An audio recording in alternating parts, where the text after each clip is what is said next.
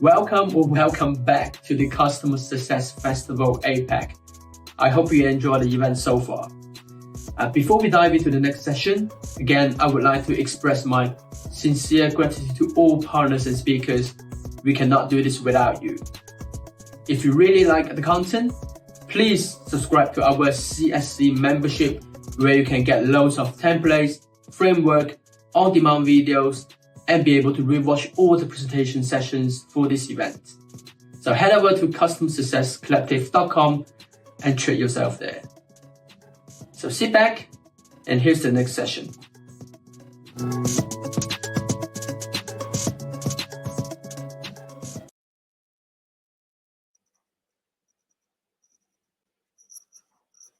Good morning, everyone. Good morning, and welcome back to the Customer Success Festival. Here is our first session for day 2.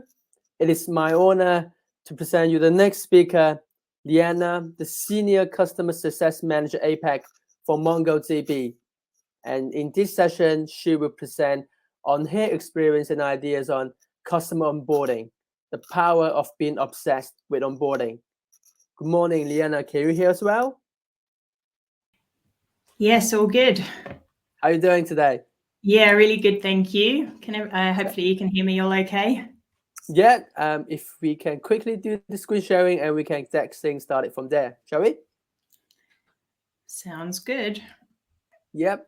And to all attendees, there will be a live Q&A session right after the keynote presentation. So please feel free to post your comments and questions in the public chat there for Liana, and then we can take it from there straight after the keynote presentation. Shall we? Sounds good. Awesome. The stage is yours now. Please take it from here. Look forward to it. Perfect. Thank you so much, everybody. Thank you so much for joining me. As Ryan said, my name is Liana Lewis. I'm a Senior Customer Success Manager here at MongoDB. I've been at MongoDB for a little over 2.5 years now. I joined as the first Customer Success Manager in the APAC region.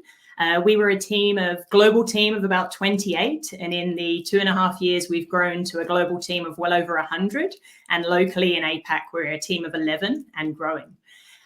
Prior to moving to MongoDB, I spent about a decade in technology, software, infrastructure, cloud sales.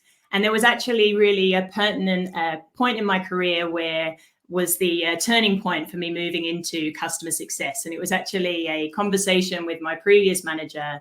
And he sat me down and he said, Liana, why do you care so much about your customers? Ultimately, that was the tipping point that I needed. I moved over to customer success, and what can I say? The rest is history. I look forward to walking through my passion for onboarding and the power of being obsessed.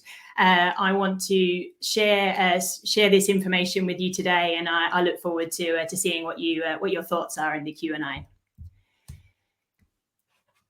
So what I want to really cover today is why I think onboarding is so important. I think some of these things could be a little bit obvious, but I think there is definitely a gap in terms of the process that onboarding occurs with different organizations. I want to walk through what I think makes an amazing onboarding experience, and run through some key examples of why we are so obsessed with onboarding, and examples of great use cases and information from real customers of the success they've had from a great onboarding experience. And then we'll finally end some Q&A. So why is onboarding so important? Well, ultimately, as I said, this could be a little bit obvious, but I think this could be improved in lots of different areas. So ultimately, we want to make sure that we are kicking off the customer relationship in a fantastic way. We want to make sure that we're making that first impression, we are partnering with our customers and building that foundation for that long-term relationship ahead. Ultimately, we feel like it's really, really important to set the standard with our customers and foresee that as we go through. We want to make sure that they are retained as customers. You know, we are in this kind of subscription cloud SaaS model of consuming products and services now. So ultimately, we want to make sure that we keep customers long term and keep that revenue flowing in. And ultimately, it's much easier to keep an existing customer than acquire a new one. So want to make sure that we are really facilitating that retention on an ongoing basis. We want to reduce churn. So not only do we want to keep them as a customer, but we want to make sure that they are continuing to evolve and grow as we go through.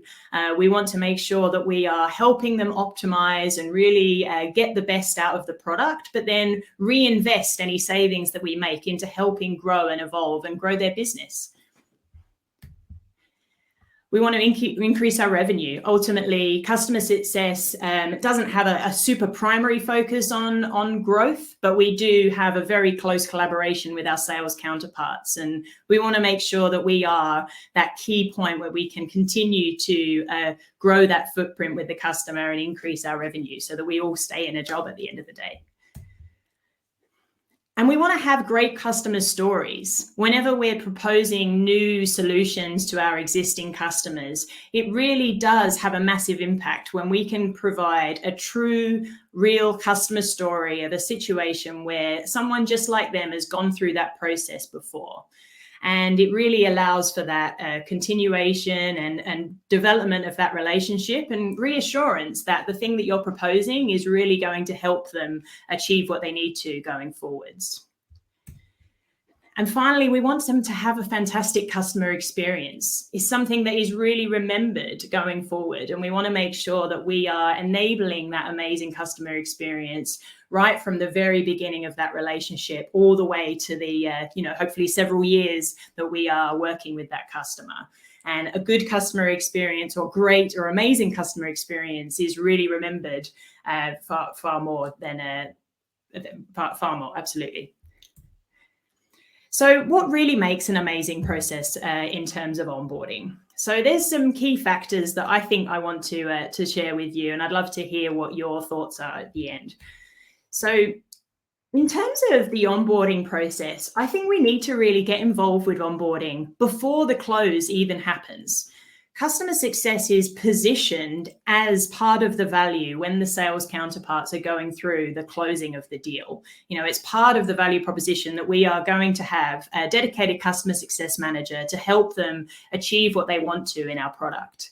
And having that early introduction really helps us articulate the value of CS. And it's kicking off that relationship right at the very beginning, not just with the customer, but also with the collaboration with our internal partners in sales. So it's making sure that we can really get involved right from the very beginning and start that process of preparing. We want to make sure we're going through a collaboration process. Now, this is probably considered the handover. And I don't like the term handover because ultimately sales aren't handing over the customer to us quite often. We are becoming part of the account team. We are joining together as this, this big value as part of the customer. And we want to make sure that we are collaborating accordingly. Like some of the best successes I've had is where I've been really working very closely with sales so we can divide and conquer accordingly. So sales can really be driving those new opportunities and I can be really keeping the lights on and ensuring ongoing success with the existing opportunities and obviously finding other opportunities as we go. We want to make sure we're thinking about the 3 whys. Now, this is a concept that's very well known and MongoDB does leverage this quite heavily. So we want to understand, why did they go with us? What made us stand out over other competitive options? Why are they doing this now? Why could they not do it later on down the line? What was the key event that drove them to make this decision right now? And why are they doing anything? What did they go through this process of acquiring our solution rather than doing nothing? What was it that really tipped them over the edge? And we want to understand what really matters to that customer. And we want to find out the key stakeholders that we have there. What potential champions do we have that we could facilitate? And and who could we potentially nurture to help build our internal brand and help grow that relationship going forwards?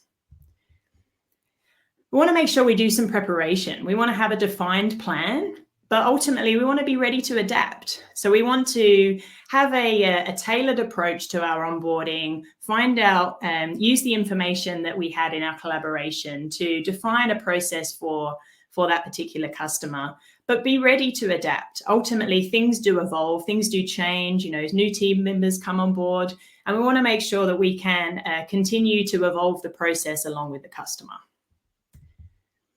And we want to make it unique to them. I think it really makes such a big difference when we are going above and beyond based on their own factors and elements for success. What really matters to them? Is it really driving that a training workshop to get them on the platform? Is it just helping them hands-on and getting them started?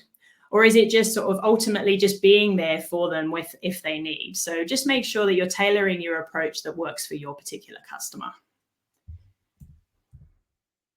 We want to go through a discovery. So we want to confirm the known information that we have from sales, but we want to clarify and confirm that it's correct. Sales might not have had the entire picture.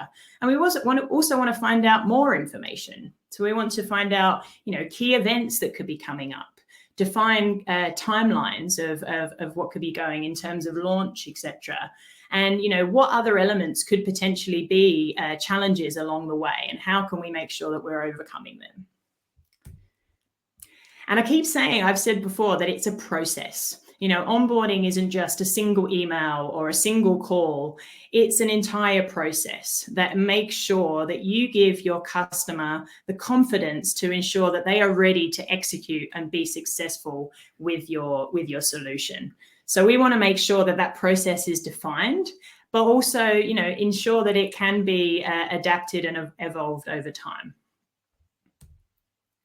And we want to make sure that we execute on that plan. We want to gain that credibility in our follow-ups. If we promised that we were going to facilitate a next step to have like a deeper dive workshop, for example, we want to make sure that we are following up on a timely manner and gaining that trust from the customer right at the beginning. And again, continuing to adapt as things change with the customer. And finally, we want to partner with our customer. We want to make sure that we're there in for the long term. We want to help them achieve their longer term goals. And how can we help them achieve them? How can we potentially help drive their growth and evolution on our product? And finally, I want to call out just how important a re-onboarding is compared to onboarding as well. We want to make sure that every time they go through a renewal life cycle, we are adapting to how that customer has evolved. Our technology has probably evolved, their team has probably evolved, maybe they've been acquired, maybe their solution has completely changed. Ultimately, we want to be on the front foot to make sure that we're ready to go through a similar process every time we go through a renewal, so they continue to feel all of those warm and fuzzy feelings with the partnership that they have with their vendor. So finally, I want to just run through some key examples of how we at MongoDB help ensure this process. Now, ultimately, we do have the autonomy to create an onboarding process that we have for our customers, but we provide lots of different, tooling and factors to help ensure our success in our customers' successful onboarding. So first of all, we have a solution in place. It's very, very simple, but just have an email that gets sent to the CSM and the sales counterpart when a deal is about to close. So when it's going into that finance review, final negotiation, pre-close stage, an email gets sent to the seller as well as the CSM to basically prompt to start that onboarding collaboration process, start the information sharing process and prompt those conversations as early as possible, because ultimately the sooner we can get a customer onboarded, the more value that they're going to achieve.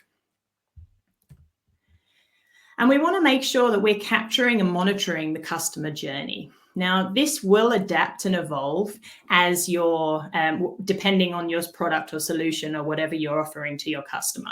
But make sure that we're capturing those key metrics that are just the foundations of success. What does a typical customer look like? Even though everything is adaptable and can change, there are some key fundamentals that we want to make sure we're covering. It's no good going through a huge, bespoke, amazing, workshop to go into a particular topic if they haven't even done the fundamentals like download the software or apply the security settings. So we have a tooling in place to help sure that we're managing those very key fundamentals on that journey of success. Things like downloading our software, creating a support case, adding users, loading data. As I said, these can all be very tailor-made to what your solution is, but ultimately we're ensuring that we're covering the foundations as well as the more advanced topics as part of our more holistic approach. And we actually have KPIs directly associated with onboarding. So CSMs at MongoDB do get directly measured on their onboarding performance and the time that they action onboarding tasks for every new customer, as well as every re-onboarded customer. So we actually get measured for ensuring that we're completing an onboarding in a timely fashion, because ultimately, the sooner a customer can get started or get consuming the product, the better outcome they're going to have longer term. And finally, I've mentioned we use sort of a variety of different tools. The tools that you use will be very different, but really leverage what those tools are there for. Help automate as much as possible, but get that, deeper insight in terms of where your customer is at. So finally, I just want to run through just some key examples of where we have found a true success on an obsessed onboarding situation. So these are sort of anonymized customers, but these are very real examples in terms of what the process is going through. So this was a quote directly from one of my own customers. It was from a lead engineer at a enterprise-size APAC insurance company. And it really literally blew my mind when he said this, the fact that it was the first time any vendor had offered such a comprehensive onboarding.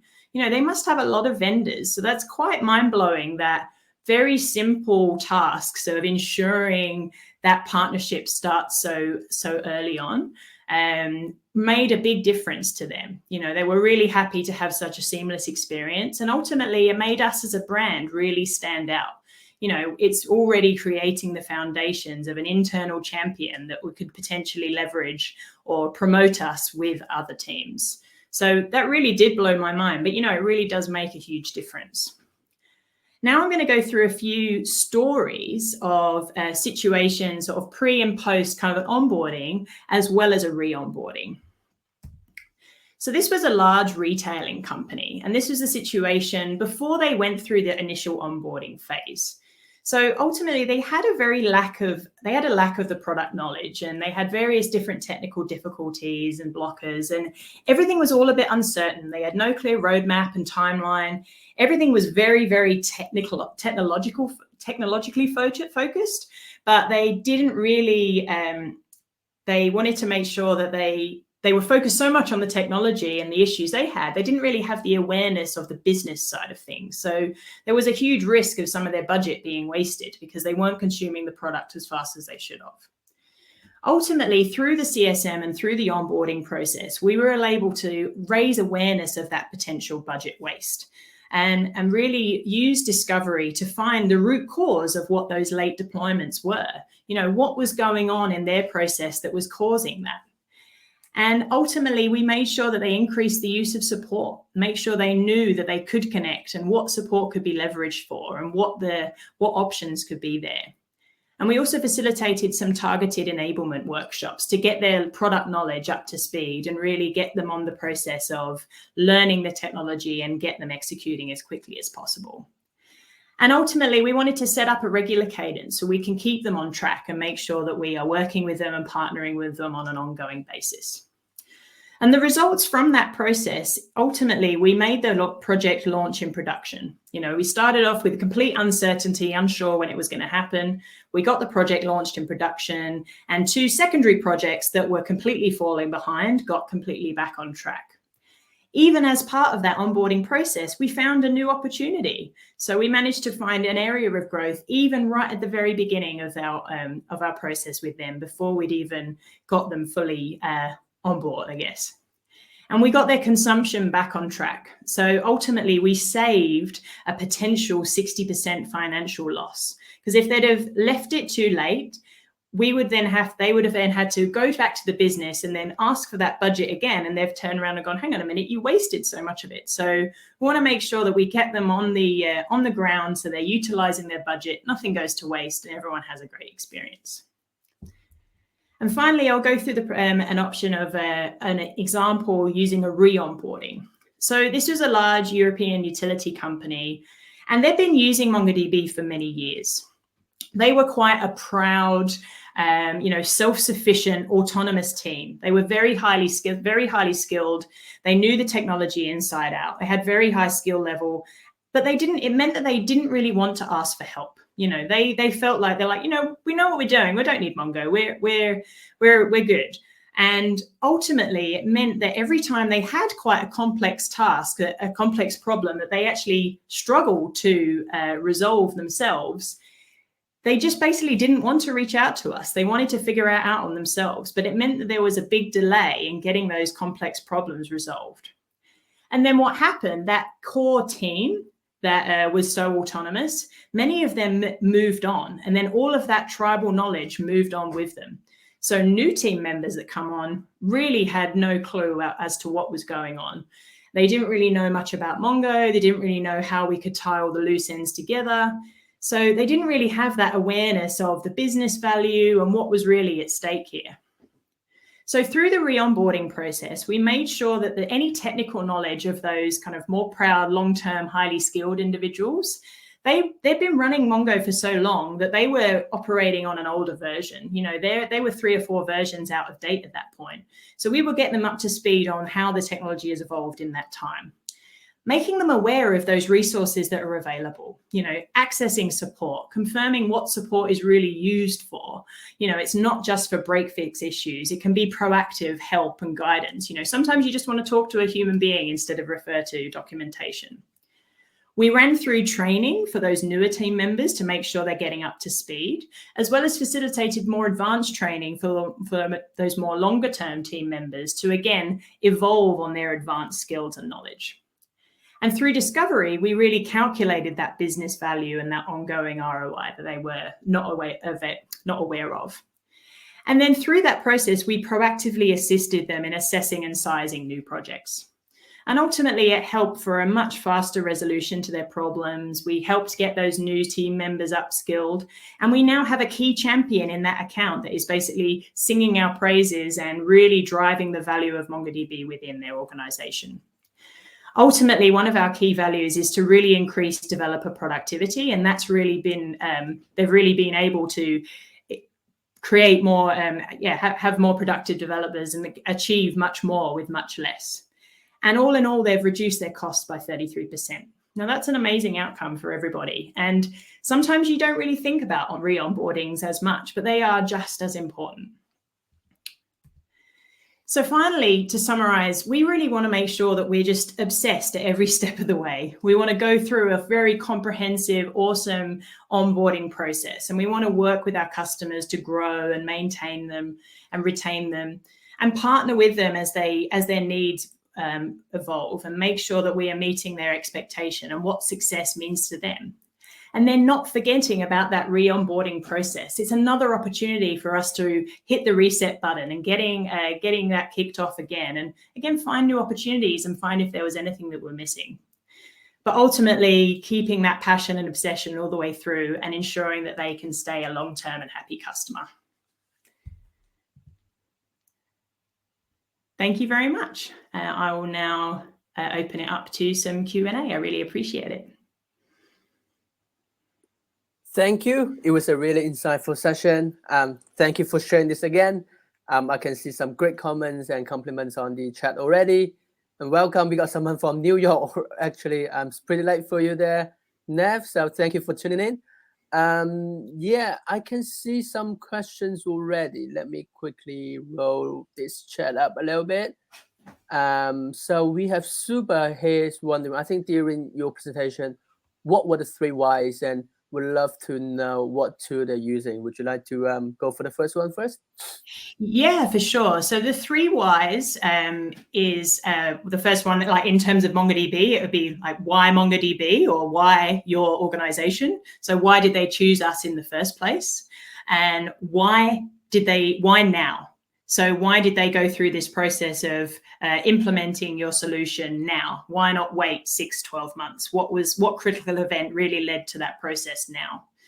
And then the third one was why anything? Why did they choose to make the decision versus another solution or doing nothing? You know, we often find our biggest competitor is choosing to do nothing. Why should they choose to act? So that's really the 3 whys. In terms of tooling that we use, we probably have genuinely probably too many tools in full transparency, but we're getting better. The primary one that we use in customer success is Gainsight. We use it to capture, you know, the customer journey, managing renewals, professional services consumption. There's an integration with NPS surveys.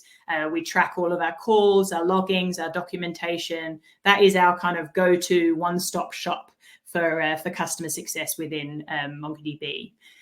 We've also recently implemented a solution called Turtle, which is a presentation documentation pack program, which basically allows us to create very comprehensive branded templates to facilitate that follow-up process. So whenever I onboard a customer, I send a Turtle pack with lots of different key information, you know, that's bespoke to them, my information, accessing support. So it's an online resource that they can dip into at any point, and you can keep it ongoing and up to date. So it can be like their go-to pack that they can open up. We also leverage HighSpot as kind of a wider sales content tool, and we can obviously create bespoke microsites. So we use that very heavily. If we have especially a larger enterprise customer, we might have like, here is your microsite where you go to get all of your resources, your contact information for your accounts. And we have sort of various like analytical like data tools as well, but they're the main ones that we use in customer success. Thanks, Liana. We have Cameron here, commented a bit earlier. He's saying onboarding is the most exciting part of the customer journey, in his opinion. Love it. I think a lot of us can relate here and resonate with that comment. Thank you, Cameron, for putting that up. Next Absolutely. question we got for you is, thanks, Liana. What would your approach be? What would your approach be for an over-demanding but low revenue-generating customer? What do you think of that? An over-demanding low, that's a very interesting question, and we do come across those quite regularly. Ultimately, you've got to balance, you know, time versus value. Like, there's an element of you don't want to just keep plugging away at a customer that's not giving you much in return. But ultimately, they're still a customer of ours, and we still value their revenue. And if we want to make sure that they are on that path of staying a retained customer, growing, becoming a partner, we want to make sure that we're attacking those sooner rather than later. But you know, manage your time more appropriately.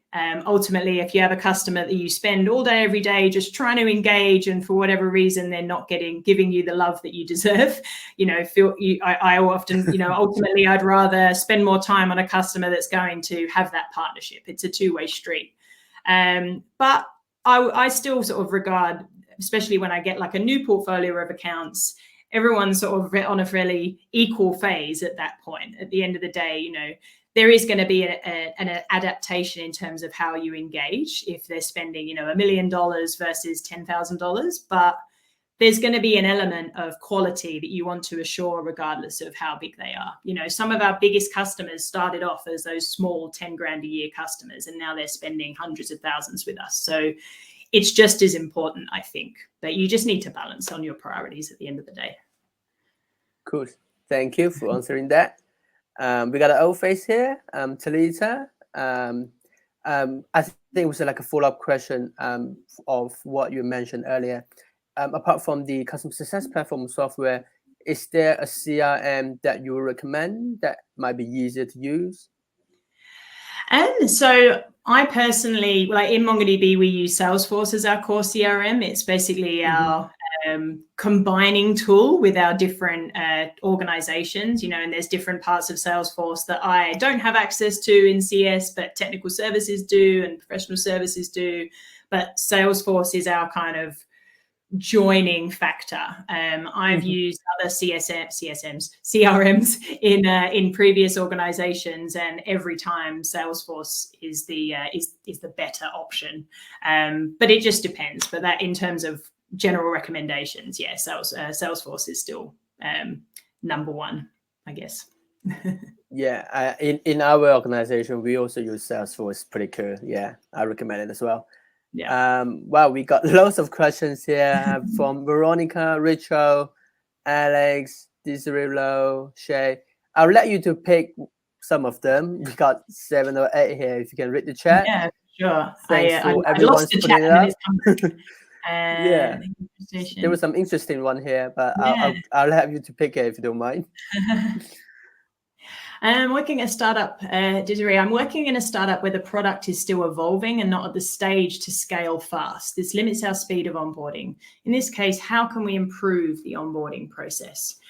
Ultimately, I think you need to choose what really matters in that onboarding process. You might not have a 10-phase process, but you want to make sure, what are those key points that you want your customer to achieve? Do they need to set something up, like download the software, add users? I think like just getting them started in any way, shape or form is the biggest change. So ultimately you just need to define what really matters and what makes sure your CSMs want to make sure that you hit in that process. But obviously it can continue to evolve, and it will. Like, we have a fairly defined process now, but it's an evolving, the only constant we have at Mongo is that it constantly changes. And in a startup scenario, we've come from the startup world. We used to be one. You just need to be ready to evolve. But I think you just need to hit those absolute key fundamentals, and then what really would blow your customers away, and make sure you're including that as well. That's a good one. Hope that's helpful. Thank you. That's an awesome question. How do you balance overloading customers with content while trying to quickly familiarize customers with product capability? That's a great question, Alex. Ultimately, you need to make sure that it's all part of a kind of a time management thing, I guess. Onboarding is absolutely so important. Keeping our existing customers happy is also important, but I think setting the stage for new customers probably takes even more priority. But you just need to balance as you go forward. But so much of it is that time in executing that onboarding. So if you in a situation where you've got like 2 net onboardings that have come through in one day, as well as a few customers that are draining your resources and getting you, you just need to just manage it accordingly. But get those onboarding calls locked in as quickly as possible. We want to make sure that the customer is very well through the onboarding process within that first kind of 30-day window. So that was it can be a challenge, but I think you just have to make very clear decisions and to confirm what is the highest priority at that given moment. Thank you. Shay, you said a key outcome of the onboarding is giving the customer confidence that the process will execute. Can you give any tips and ideas on high value activities or messages that drive that reassurance? Ultimately, I think a lot of that is keeping, I think sometimes you can overcomplicate these things. You want to make sure that they're doing everything in terms of like going through all of the training tracks and going through this process. But ultimately, just pure, genuine human interaction can go so far. I had one of the example that I showed, who with the quote, one of the teams, I went through the onboarding and they were like, yeah, you know what, we're pretty fine. Everything's going okay. They went through and wanted it to be kind of relatively reactive. But then I just followed up with just a standard, very, very simple one line, just how have you managed to achieve X, what you sent out to be? I can see that you've managed to do blah, blah, blah. You know, here are some recommendations. So I've just been sort of just very proactive, and they've just instantly responded and get that engagement going.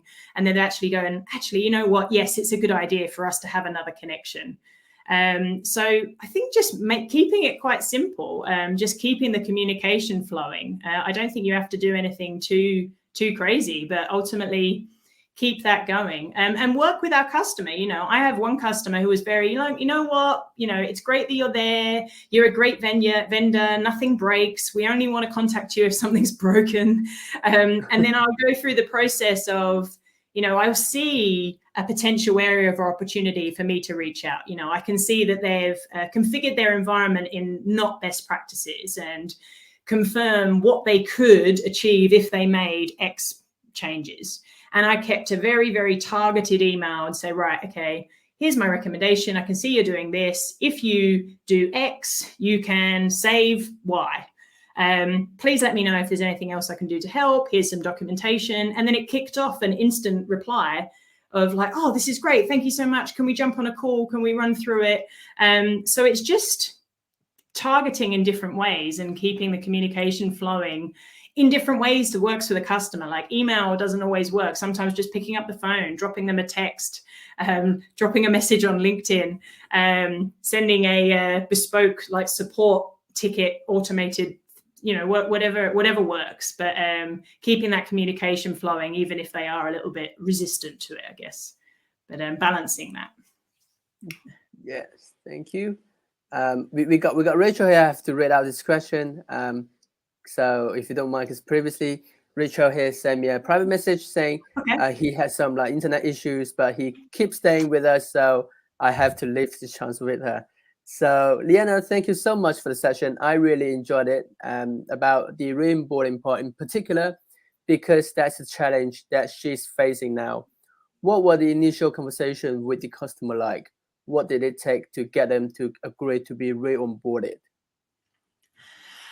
So it's actually kind of positioning the potential value that they're going to get out of onboarding. And thank you so much for the question, by the way. That's and the feedback. I really appreciate it. Ultimately, you know, I kind of just reset the scene and just say, you know, look, we've gone through the renewal process. You know, the XYZ has changed since the last time we went through here. I want to share this other news with you. I want to understand what's evolved in your team. Like, do you have new team members? Do you have new projects that are coming on board? Are there challenges that you've not reached out to me about that you may want to talk about? So I try and keep kind of just a very, you know, let's have a chat. Let's understand what the current scenario is, and let's set a plan for success going forwards, because it's kind of like hitting a hard reset button. And that's, I tend to get like great response from that, because they make a point of saying like, yeah, you're right. You know what? We have been running with this for a year, and we've probably not reviewed it as much as we may have liked, depending on the level of engagement they're open to. Sometimes you have to kind of build that trust up again. So yeah, it's I think just making sure you keep engaged, give some key points of what you want to achieve. You know, sometimes I keep it super specific and just say like, hey, I've noticed you've done this. There's some way I want to make some recommendations in evolving it, and this is why. Let's discuss. You know, just keep it super specific, and then you can go through everything that you want to cover. But yeah, hope that helps. Of course, it will help. Yeah, and next up, I want to leave the question for Nev, as he's all the way from New York. Good evening over there, I think. He's wondering, do you assess the growth of a CSM by evaluating NPS or revenue generated? That's a quite popular question that I got from yesterday as well. Yeah, so cool. What's your take on it? The assess of the growth of a CSM. I'm wondering whether you're referring to, you know, like how we are measured in terms of how we are evolving in our role. I mean, in terms of like, from a MongoDB standpoint, we get measured in 3 main metrics. It's on retention, customer growth or new opportunities, and onboarding. So we have like set defined targets of what we want to achieve, and we are compensated on how we achieve against them. So we do have NPS scores and we do use it as a measure, but it's not directly attached to our own growth metrics, if you like. Obviously, if we end up having lots of detractor NPS scores from one of us, that will highlight a red flag and there might be a conversation about it, but it's not something that is truly monitored in our, real growth as KPIs, but it certainly does form the bigger picture in terms of our performance, if that makes sense. Cool. We have someone here who's wondering, would it be possible if you can share a link about that turtle tool that you mentioned earlier? I think we got a couple of others wondering the same. So yeah, for sure. I can do that. I can share an example turtle pack. Yeah, 100%. Yeah, cool. Thanks for answering. Gotcha. NPS doesn't provide full content. Yeah, I think we might have to cut it off now because time that we're running. And again, thank you for the presentation. It's wonderful. And I think everyone pretty much love it here. And you can see all this engagement and questions.